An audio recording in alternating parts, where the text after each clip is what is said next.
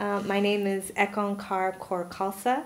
I'm the program director for SikhNet.com, and I'm grateful to be here today with Gurumustuk Singh Khalsa, who founded SikhNet how many years ago? 19 years ago. 19 years ago. So, Gurumustuk, I'm going to start with asking you some fun questions that our audience might want to learn about you. So, what do you do for fun? I mean, you're like everyone knows you as SikhNet, but what do you do, outside of SikhNet? What do you do for fun? God, probably the first thing I would probably say I'm a little bit of a workaholic. Okay. SikhNet has become my life, so to speak, in terms of personally as well.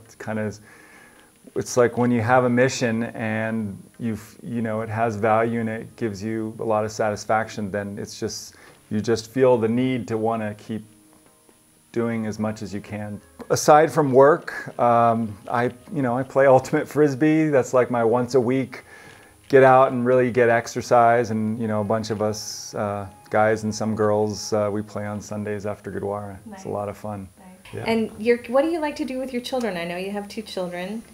Narayan Singh and Charanjit Kaur. Yeah, my son, he's in India in Midipidi Academy, so most of the time I spend with him is during the summer when he's on break.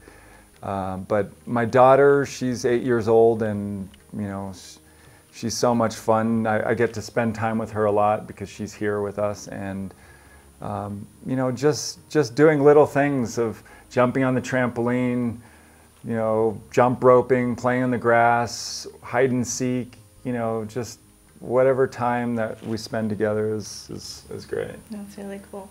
So you started SikhNet 19 years ago. 2015 is going to be the 20th anniversary of SikhNet online, which is really an entire generation when you stop to think about it. 20 years is a generation. So when you first started SikhNet, did you have any idea that you were going to be still working with the website 20 years later?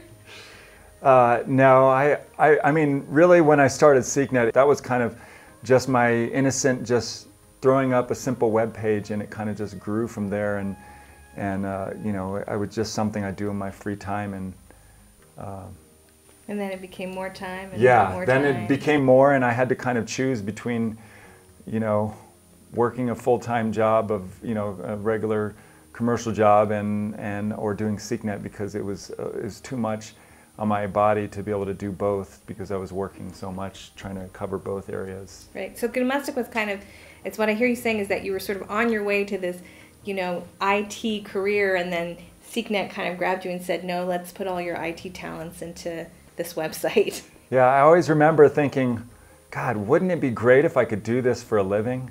That's what gives fulfillment in my life, and I feel that called to serve in this way. Mm-hmm. So what are in the last 20 years, what are some of the big memories, big highlight moments you think for SikhNet? What were some sort of really important moments that happened along the way? Probably one of the big events that I recall is September 11th, 9/11, and that's when SikhNet's role really changed in terms of needing to be an educational vehicle to the greater public. Yeah, I actually remember that, I think in the aftermath of 9/11, even the BBC started linking over to SikhNet. That was kind of a moment where you'd started this off as a part-time website for Sikh youth, and then over time more and more demands came on, and you've had to grow to meet those demands every time they've come to you for the last 20 years. When I travel at times, I'm always kind of surprised when somebody comes up and says, I grew up with SikhNet, I was in high school, and this really helped me through that time. Really, I was having a hard time. And now they have kids, and their kids are using SikhNet, and all the kids' stories. So it's really kind of seeing this whole generational span for SikhNet. It's touching generations now. Yeah. And that's, I think, the biggest surprise is like, wow, this was just a part-time hobby for you, and now 20 years later, it's not. It's become an institution that Sikh families are, the youth grew up with, and now they're bringing their kids to, and that's a phenomenal blessing that's kind of happened.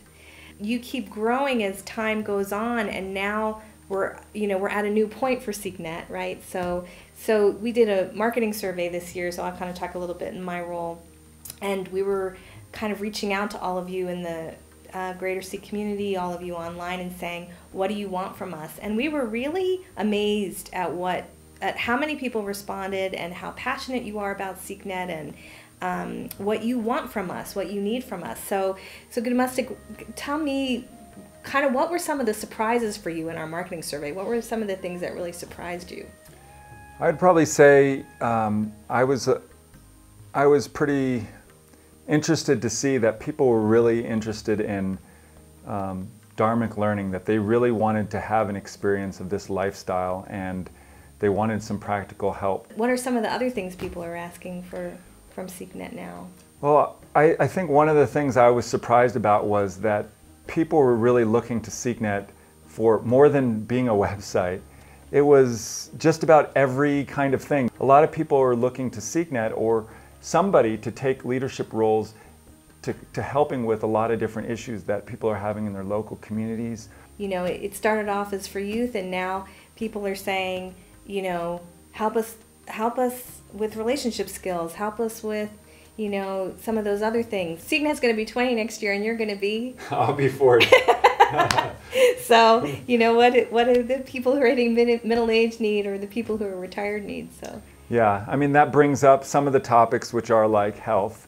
Can you talk a little bit about what the next year is for SikhNet in terms of, you know, integrating what we heard from the community and where it's going to go?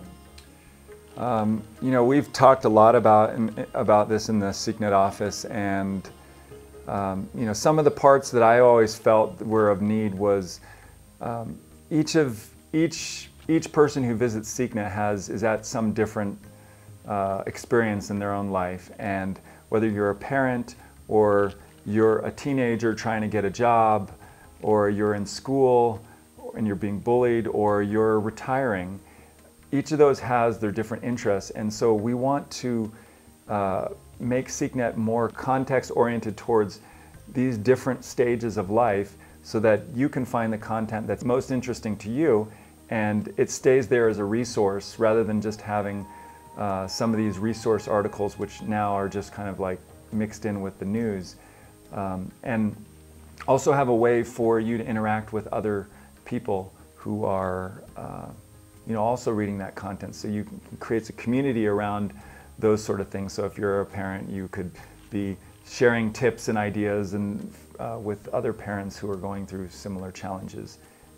So really about how to restructure and redesign and reincarnate SikhNet so that we're serving, you know, very clearly people at different ages with different interests, and you know, and of course, Dharmic learning, I think, will take a really big piece of that. Really, one of the things that I feel passionate about is creating a resource for people to go online and have a journey that they can go on to have an experience and get some tools and have some assignments of things that they can do, and they can be along with other people who are also practicing those, so they don't feel like they're alone and they have a support. You know, we wanted to, you know, share all this with you, give you kind of an inner look at the SikhNet office and our business planning, because for many years it's really been your donations that have kept, you know, SikhNet growing. You know, do you want to speak to that a little bit, Gurumustuk? Oftentimes people see SikhNet and we've been around for so long, they imagine we must be some big organization with a lot of funding. And I saw somebody on Facebook say something about SikhNet raises billions of dollars a year. We wish. Nowhere near 100th of that, 1,000th of that, you know. I mean, SikhNet is a small organization. We have 5 employees here, and though our budget and our staff is small, our reach is large, and there's so many demands that are put on us. So we really just do the best we can with whatever donations that we get, because we are mostly funded by individual donations by users of SikhNet. So I think the important message for our, you know, audience today is that you know, SikhNet has been around for 20 years, and we really heard you with your input this year, and we've been chewing on it and talking about it and thinking about what to do with it next year. And we're blessed that Gurumustuk is just this really brilliant technical mind who made a decision to not go out to, Silicon Valley and make his $1 million, in the tech industry, but, has just kind of stayed humble and, served the growth of this website for a generation, really. And so we're asking, this year-end time and as we go into 2015, for all of you to please, if you love SikhNet and you love the vision that you're hearing us talking about today, please do what you can with your own dust fund. Please share that with SikhNet so we can help make this vision a reality and really serve you and your family in a whole new way moving into the future. Do you have any kind of closing thoughts or comments you want to add to that, Gurumustuk?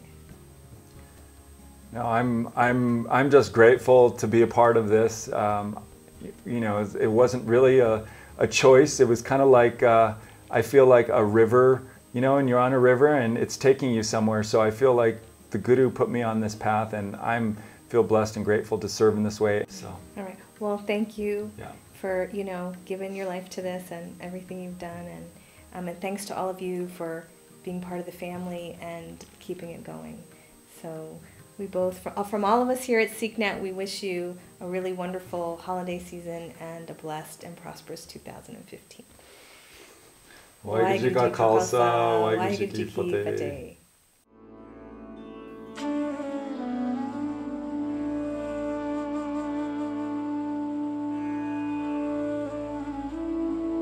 Oh, one more thing I want to ask. And last question. What's your favorite flavor of ice cream? Oh, what's my favorite? I don't know if I have a favorite flavor of ice cream anymore. Okay. All right. Sanam.